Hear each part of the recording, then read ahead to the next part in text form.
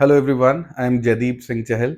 So this is the first time, there's a situation that has made us record an SOS video. So as you can see behind us, we've attempted to be in the Thar Roxx launch ceremony virtually. So making full use of the technology, we've got the four-door Thar launch happening behind us. So actually, that is already a recorded video, of course, on the TV. And the reason we are recording this video is there were tons of issues with the two-door Thar. There still are a lot of, I would say, flaws and scopes of improvement with the new five-door or the four-door Thar Roxx. I would say that's the name that Mahindra has coined for the vehicle. But the very second when the price was announced, I think it washed away all the apprehensions and all. I think it put a it put a blanket over all the flaws that were there or that were visible in the vehicle. Uh, the price, as we all know, for the petrol two-wheel drive base or the entry level model is 1299, which is 13 lakhs ex showroom, which is going to be common across entire India. And for diesel, it is going to be 1399, that is 14 lakhs. So this what I feel, and which what all of you will be having the same opinion. This is a groundbreaking price. This price was me, frankly, I was not expecting it to go for anything less than 16 and a half for the base, because the kind of spy shots that were coming out, the kind of interiors that we were seeing, uh, the lavish use of you know fully digital instrument clusters and the large 10-inch display, similar to the Scorpio-N. It looks very, very upmarket, and I was frankly not expecting it to come this low. So once Mahindra announced the price, minded they've only announced the price for the two-wheel drive variants. But I know everybody here is trying to do a calculation for the money models or the actual models that matter, at least for me, which is the four-wheel drive trim. So if you do a reverse calculation, taking figures from the two-wheel drive Thar, roughly the base model and the the four-wheel drive models, in spite of the difference in engine size, because the base comes with a 1.5 motor, if you take diesel as an example, and the four-wheel drive comes with the 2.2 turbo diesel. So there is roughly a quarter to 3 lakh difference in the price. And if you apply the same here, that means 16 and a half, 17 lakhs, and we get uh, you know the petrol, and 17 and a half ish, I would say, or maximum around 18, we should be able to get the diesel 4x4, which is phenomenal with the kind of prices that we are getting in the market today. And if you look at the kind of vehicles, the Mahindra Thar Roxx or the four-door Thar is going to compete with that price. The only vehicles that come to my mind is the the Suzuki Grand Vitara, the Toyota Hyryder, Honda Elevate, Creta, the Kia Seltos, and all sorts of vehicles like that. This vehicle right here is actually going to eat into the Fortuner market. This is going to eat into the actual SUV market, and just how Mahindra has pitched, this is an actual SUV. And India being a very, very price sensitive market, 2 lakh, 3 lakh difference in pricing, it really changes everything. And I think we've seen a clear example in the case of Jimny that way, where the vehicle was roughly 20% priced on the higher side, and it really didn't get accepted that much. In spite of being a beautiful product, I am and I always will be a Jimny fan, but we could not see the numbers. The what gives actual happiness is when you see Indian market growing and accepting a beautiful vehicle and accepting it in terms of numbers as well. That has happened with Thar. I had tons of issues with the earlier Thar, but this pricing really uh, puts an end to all of those questions. Now this has actually become a serious vehicle. This now, in my terms, I feel is something which I can say is going to be worth buying. That is the big tick mark for me.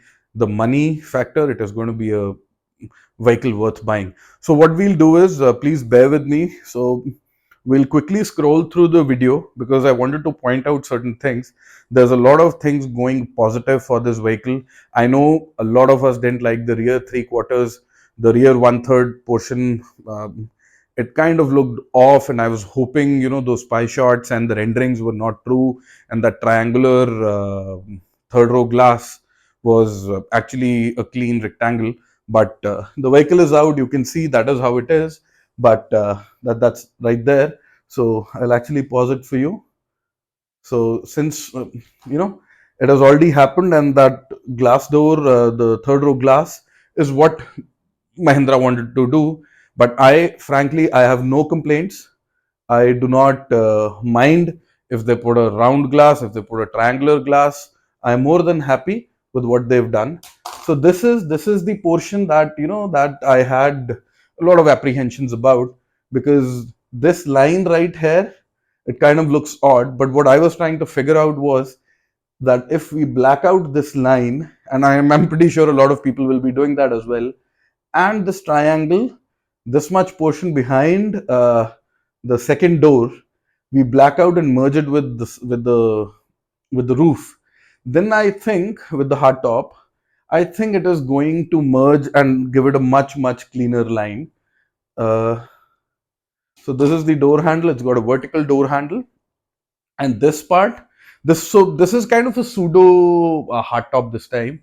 Mind it, this is not a hard top, it's not fiber, it is a proper metal top.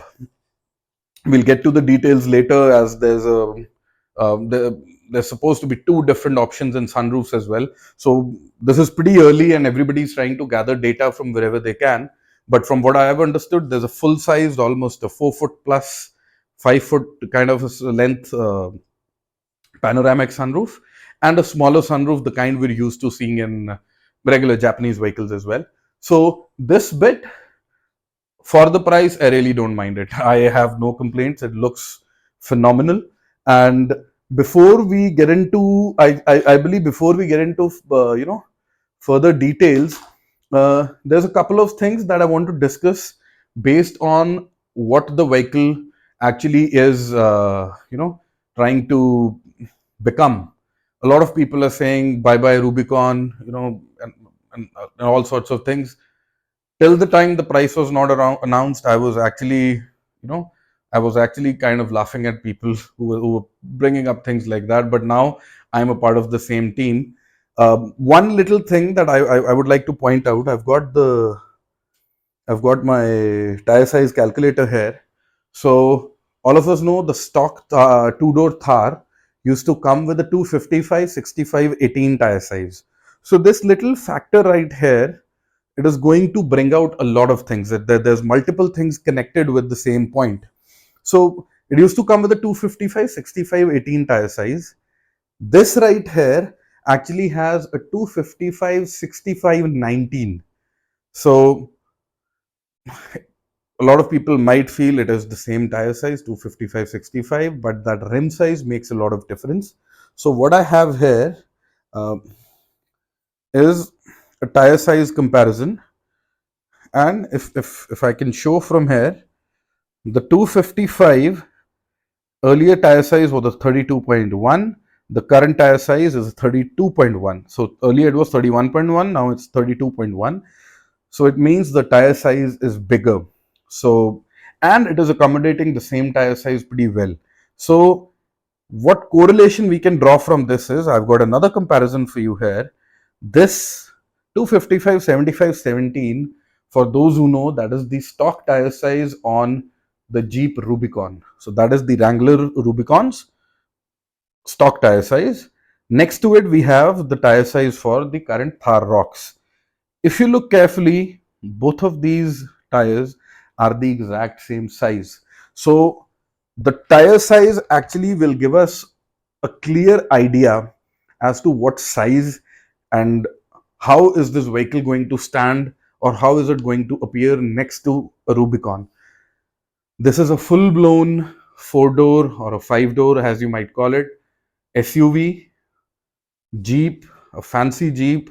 You could call it anything, and it is going to be as big as the Rubicon. It has exactly same 32.1-inch tire size on a stock Indian vehicle. This is actually big deal. This is a big deal. Kind of gives us an idea of the proportions of the vehicle. Um, Now coming next to something very interesting. A lot of people are describing this as the extended wheelbase model of the two-door Thar. I am slightly of a different opinion. If you go through the technical details, uh, you know, in about the vehicle that I mentioned, this is not an extended wheelbase Thar. The underpinnings, from what Mahindra is suggesting and from what it appears to be, I know tomorrow the drive sessions are going to happen. People will be sharing a lot of information about what suspension and what setup it is running. But from what initial information I could gather, this has a penta-link in the rear. So a penta-link in the rear means this is not the same suspension that the existing Thar had. This one is now derived from the Scorpio-N. The same Scorpio-N, a lot of people are liking the way it runs. It's building fans in big numbers in Australia. There are international brands like Tough Dog. Now we'll come to our department. There are international brands like Tough Dog suspensions which have already developed uh, aftermarket lift and better suspension solutions for the Scorpio N, and people are loving the kind of suspension and the kind of robustness that chassis has. And hoping Mahindra to have replicated the front and rear suspension from the Scorpio-N in this vehicle. Since it has a lot of traits similar to the Scorpio-N, I am hoping the chassis is similar. Since the drivetrain is also similar, I am really hoping this is not an extended wheelbase Thar two-door, but rather this is a Scorpio-N chassis with a four-door Thar shell on top. So that is going to be a big game changer. The drive and the way it handles on and off the road is going to be phenomenal, because the Scorpio N has fared very well. And if that happens, this vehicle is going to become probably the first choice for overlanding. A lot of space, big vehicle, solid rooftop. We still have to see if there are provisions or rain channels to fix, additional rails or to fit a rooftop tent or anything of that sort. But this will become an ultimate price overlanding project vehicle that I am very certain about. And another thing, since this is expected to be very close to the Scorpio N in weight, I think we should be able to. This is just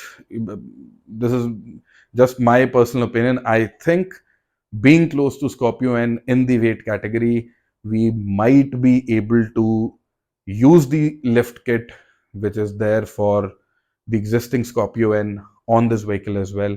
I don't see why Mahindra has to develop a completely separate suspension setup for this vehicle. The wheelbase is pretty similar. The wheelbase is pretty close to the Scorpio N, and if that happens, we could really have a beautiful project on our hands. So what we'll do now, I'll quickly start going through some main pointers in the video that I wanted to share, that I observed. I'm sure all of us are going to miss a lot of a lot of detail, because not everybody gets to go there. But rather than discussing the diamond finish on the alloy wheels or the different shape of the new DRLs and all, we'll try to dig a little deeper and see if we can point out some fun stuff in this vehicle and what might make this already amazing priced vehicle even a bigger gift for the Indian community. So what I managed to find, they've got on the screen behind, they had a nice explainer which is showing what all features or functions are being offered in the Thar. So what I can make out, the MX-1 is the base trim. This is, all these features are basically for the 4x4 version. So base trim, of course, dual tone metal top, as we discussed. It's not a fiber top, it's metal, so no leakage issues and all. No cooling issues, of course, and the road noise issue, it all will be sorted because this is a metal hardtop with the proper insulation. So that worry is over now. Projector headlamps, of course, the earlier one we know had halogen headlamps. Now we're getting projector headlamps with DRLs and all. So that's all basic stuff. LED tail lamps. So R18 steel wheels. This is what caught my attention. So Mahindra probably, the models on display are going to be these are the 4x4 full options model. I don't know what those models are called, but we will be getting 18-inch steel wheels, so no alloys on the basic version. But let's see if it has the other important stuff. Of course, the infotainment screen, 26 centimeter. Roughly, it is the 10-inch plus display. Push button start, split rear seats, rear AC vents. That's all basic stuff. Seat belts, driver height adjustment.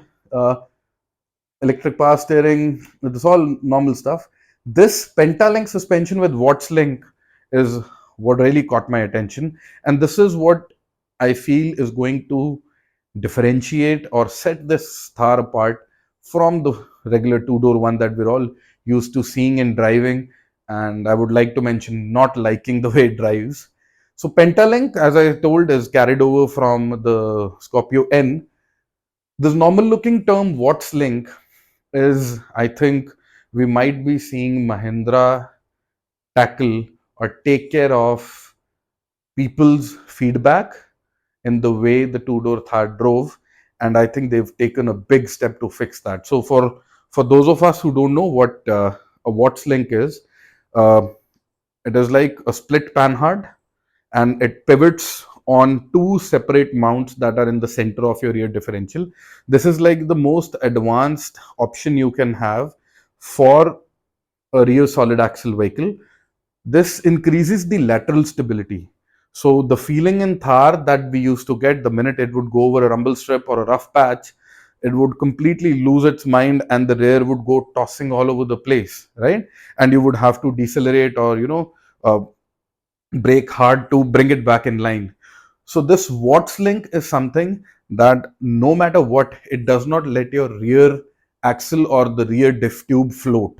It is not going to let it go all over the place. It is going to keep it in a fixed line.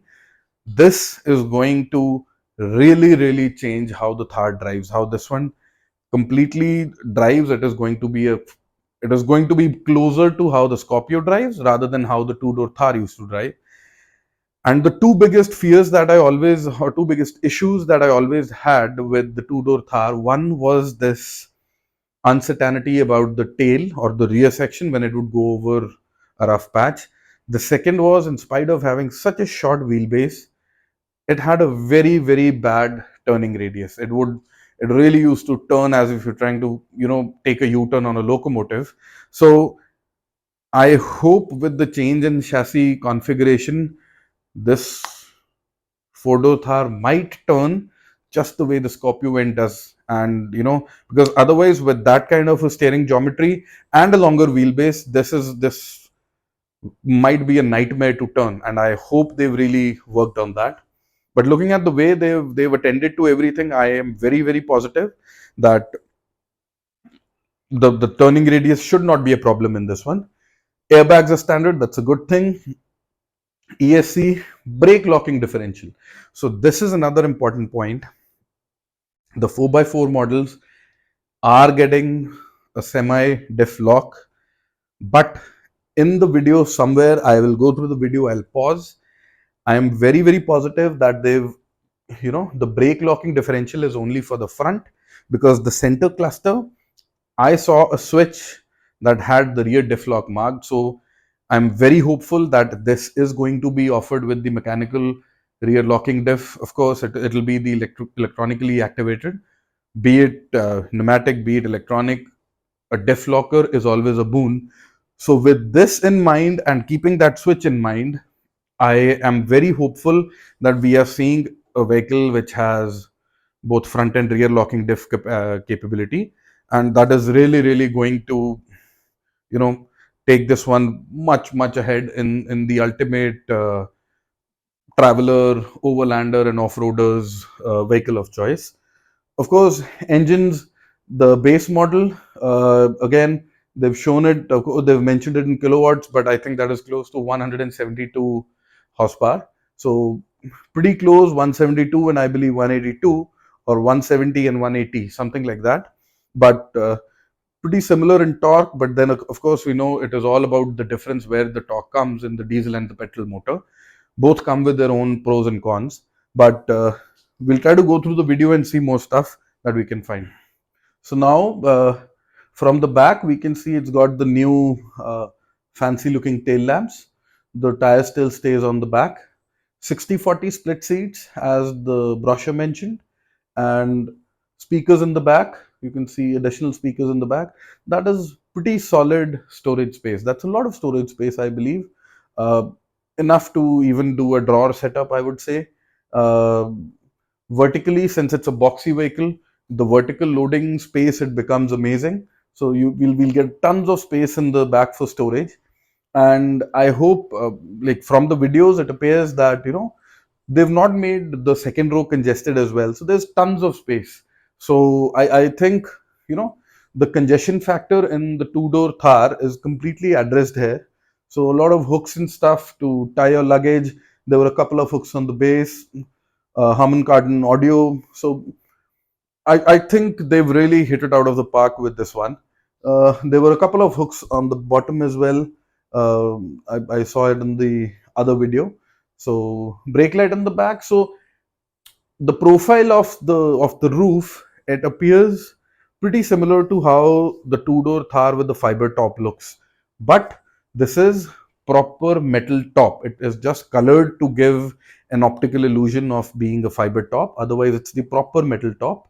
So 19-inch wheels and MRF Wanderer. I think this will also come with the same Seat and MRF Wanderer option.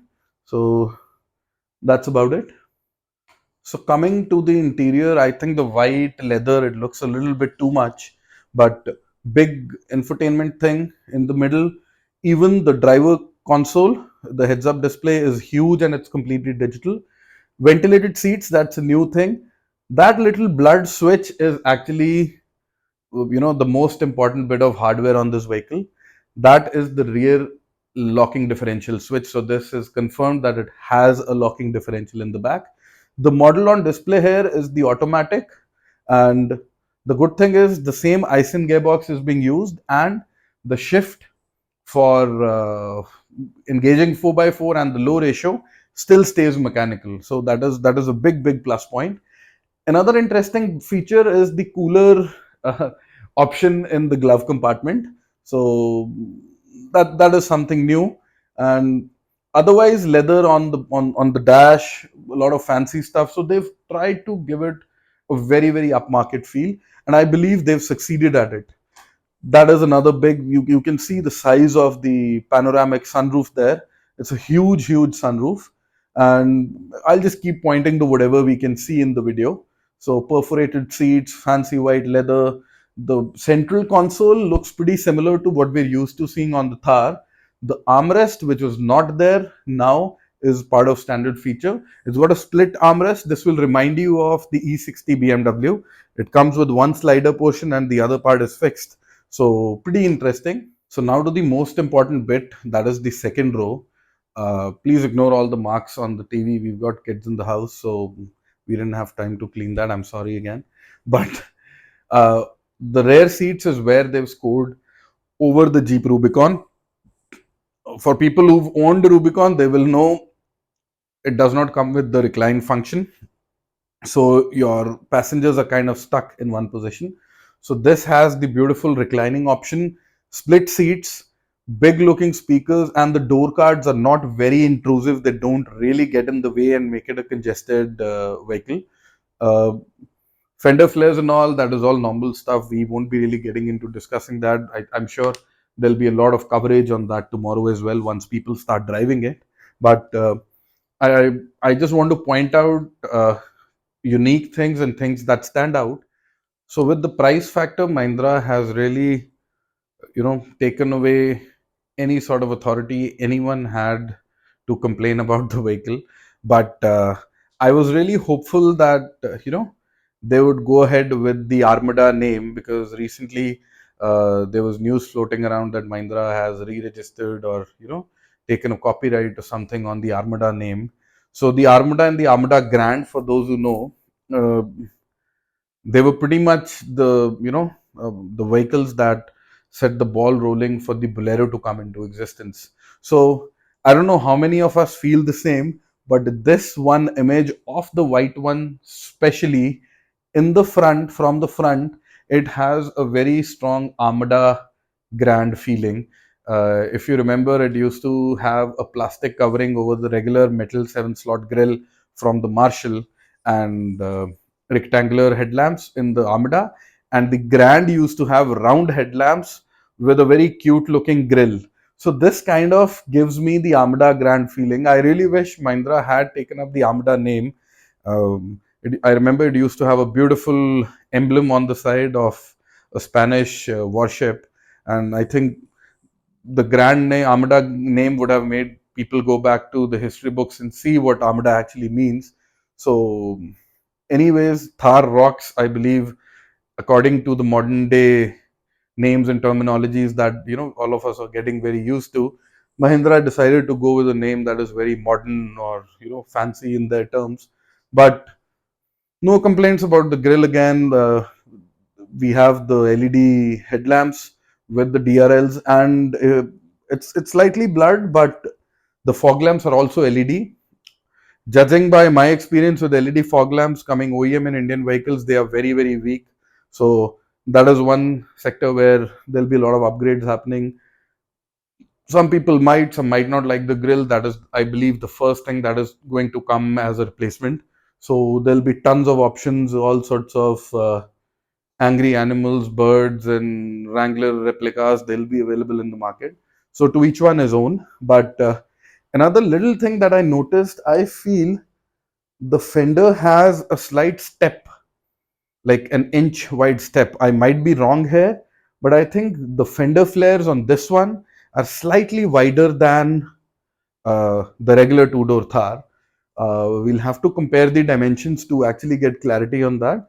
But there is a possibility this might be even wider than the already very wide Thar.